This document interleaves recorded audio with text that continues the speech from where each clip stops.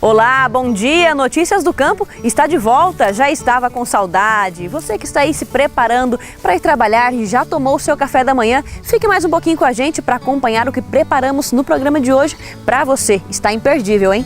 Falamos sobre um parasita que tem preocupado os criadores de carneiro. Para evitar prejuízo, é preciso ficar atento ao manejo adequado com os animais. Mostramos também a importância do georreferenciamento para os proprietários rurais. É a tecnologia facilitando os trabalhos no campo. Tem também uma reportagem bem bacana. Um telespectador entrou em contato com a gente para registrar essa cena.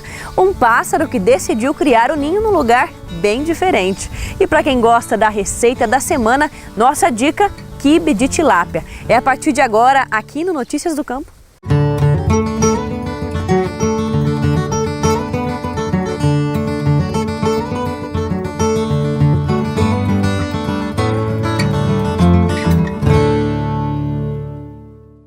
Começamos o programa de hoje falando sobre um assunto que preocupa todo o segmento da ovinocultura. Aqui no interior paulista, muitos carneiros estavam morrendo por conta de uma verminose. Ela é transmitida durante a alimentação do plantel, no contato do animal com as pastagens infectadas. E entre os fatores que influenciam o aumento desse parasita, a umidade. A doença é responsável pela morte de 90% dos animais infectados em todo o mundo. E para evitar prejuízos, é preciso ficar atento ao manejo adequado com os animais. A estudante de jornalismo Michele Cavalcante e o cinegrafista Paulo Guerra nos contam agora na reportagem. Nesta propriedade em Álvares Florence, um fato chamou a atenção. Em fevereiro do ano passado, carneiros jovens e as fêmeas em gestação estavam morrendo. Seu Cido, que trabalha na propriedade, ficou assustado com o que estava acontecendo.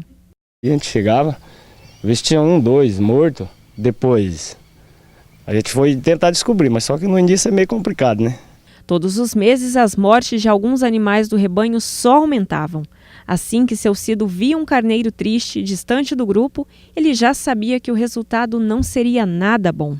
Eles ficavam muito assim, então ficava triste. Eles saíam fora do rebanho assim, ficavam um para um lado, outro por outro. Aquilo ali você já podia ver que alguma coisa tinha. A gente recolhia ele, mas ele já era fatal já, não aguentava. Eles ficavam com dó, cuidava tudo certinho, mas não teve jeito. Durante 8 meses, várias medidas foram tomadas, como aplicar vacinas, trocar a alimentação, mas nada disso era suficiente para resolver o problema. O mistério só foi esclarecido por este veterinário. Exames de fezes foram realizados e foi detectado um verme chamado Haemoncus contortus. O rebanho tem uma grande infecção por esse verme. E aí essas fêmeas liberam vários ovos nas pastagens, onde depois tem larvas. As larvas estão em cima da pastagem. Então nos momentos mais úmidos do período, né, da manhã, grande quantidade de larvas estão nas pontas do capim, né, em cima da pastagem.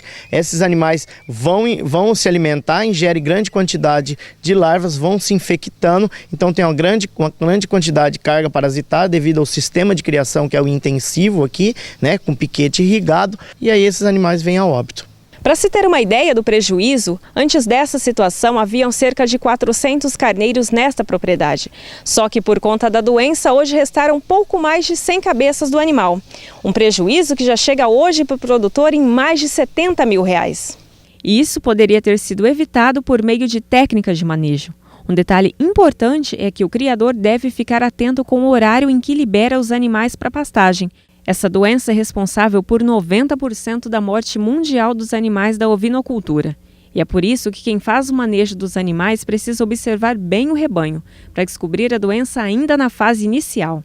E uma das formas de saber se ele tem a doença é verificando a mucosa. Essa técnica ela permite que a gente possa dar o vermífugo no momento certo para esses animais. Então, como a gente aqui já fez um exame de fezes, né, e já diagnosticou que é 100% Haemoncus contortus, então essa técnica é muito bem utilizada, ela funciona fantástico. Então, o tratador, a pessoa que está cuidando desses animais, ele percebe pelas colorações. Então, aqui um animal pouco parasitado às vezes, mas ele está tolerante a essa parasitose. Então, aqui não necessita fazer uma vermifugação.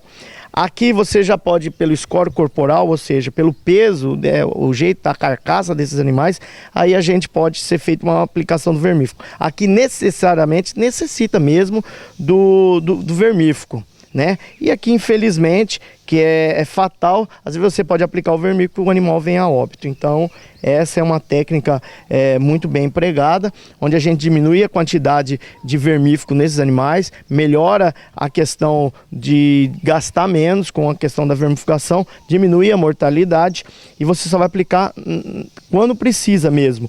Lembrando que o criador deve ficar atento ao calendário de vacinação dos carneiros e, ao comprar um animal, verificar se todos estão vermifugados. Mas, em todo caso, sempre é preciso procurar um médico veterinário específico da área para tirar as dúvidas e também fazer o tratamento correto. Dos ovinos para os onívoros. No quadro Dica Animal, vamos falar sobre aqueles animais com o metabolismo preparado para se alimentarem de tudo um pouco, desde a carne à vegetação. Eles têm uma dieta mista, diferente dos herbívoros ou dos carnívoros. Vamos falar sobre os cuidados com as tartarugas. E muita gente erra na alimentação desses animais. Confira as orientações.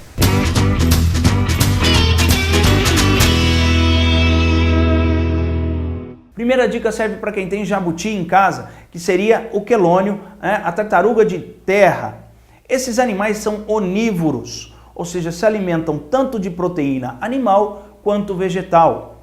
Então, uma lenda urbana, um erro muito comum é servir alface e tomate para esses animais. Isso é uma alimentação incorreta. Esses animais devem comer carne, preferencialmente crua, ovo cru ou cozido. Essa carne pode ser de frango, pode ser de peixe, pode ser carne bovina. Esses animais devem comer na sua dieta também frutas, legumes e verduras. Muito importante para os jabutis também, já que nós estamos falando deles, é que durante um período de sua vida, uma época do ano, esses animais podem entrar em hibernação. O que é isso? Esses animais então diminuem seu metabolismo, então sua frequência cardíaca, sua frequência respiratória cai e esses animais acabam entrando num sono profundo, como nos ursos que a gente vê na TV. Esses animais podem ficar de 2 a 3 meses simplesmente dormindo ou hibernando, fazendo com que eles não irão se alimentar nessa época. Então não se preocupe, normalmente essa época está ligada à época do frio, já que esses animais são ectotérmicos. O que significa isso? Esses animais regulam a temperatura do corpo de acordo com o ambiente que eles estão inseridos. Portanto, no período mais frio, vai ter uma diminuição da temperatura, uma diminuição da luminosidade. Esse animal prefere, então, diminuir seu metabolismo, ele não gasta energia, não tem a vontade de se alimentar, por assim dizer.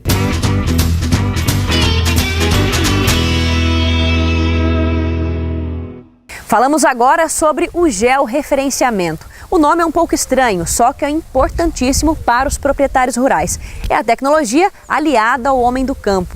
O objetivo é fazer um levantamento de dados na propriedade para regularizar as terras dentro das normas do INCRA. Com isso, fica muito mais fácil fazer o desmembramento, parcelamento, transferência de título, financiamento ou hipoteca. Confira na reportagem.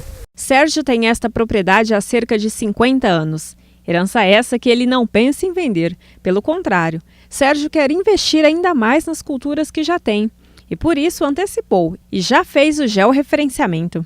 É por causa de financiamento, né? Custeio. Porque de imediato não estão pedindo. Mas futuramente só vão fazer financiamentos e eles pedem a hipoteca se você tiver o georreferenciamento. E é o meu caso, porque caso de venda, eu acho que de imediato eu não vou vender. Mas para todos os efeitos, a propriedade já vai ficar legalizada, já está pronta.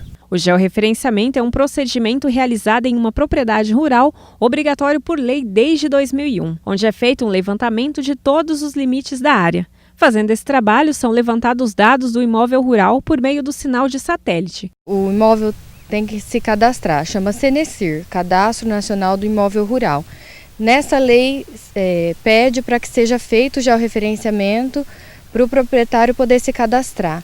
Então a gente faz a medida do georreferenciamento da propriedade, nele vai ter uma medida exata, georreferenciada, e essa medida vai no cadastro para saber quanto essa pessoa tem de terra realmente a partir do sistema geodésico utilizando satélites. O processo é feito por profissionais cadastrados no INCRA. Um aparelho é instalado em um ponto em que alcança toda a propriedade. A base fica em um local fixo durante o serviço feito por um outro aparelho nas divisas. Com esses pontos, a gente vai jogar para o computador, gerar um mapa com a área total da propriedade e as coordenadas de cada ponto.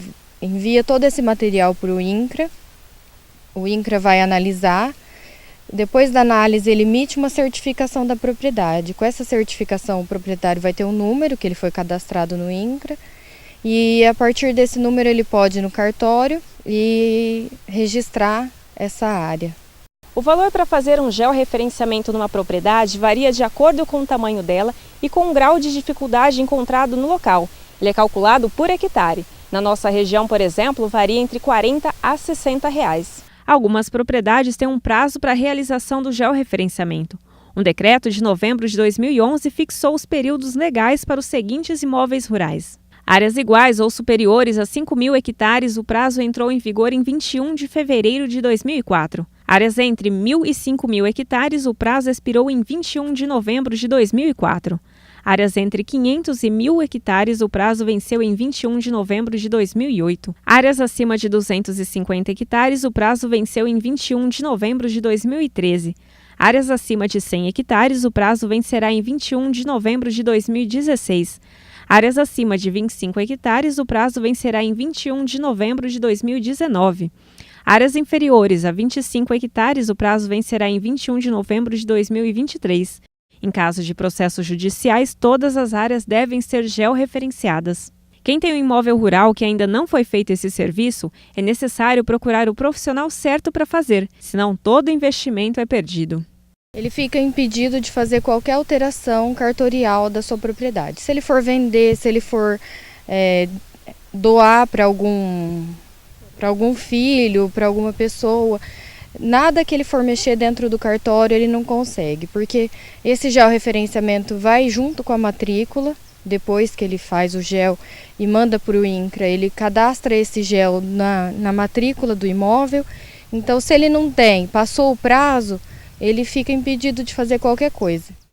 No próximo bloco, você confere uma reportagem bem bacana. Um telespectador entrou em contato com a nossa equipe para registrar um pássaro que decidiu criar o ninho num lugar bem diferente. Tem também a receita da semana e já vou adiantar que é uma delícia: quibe de tilápia. É daqui a pouquinho, não sai daí.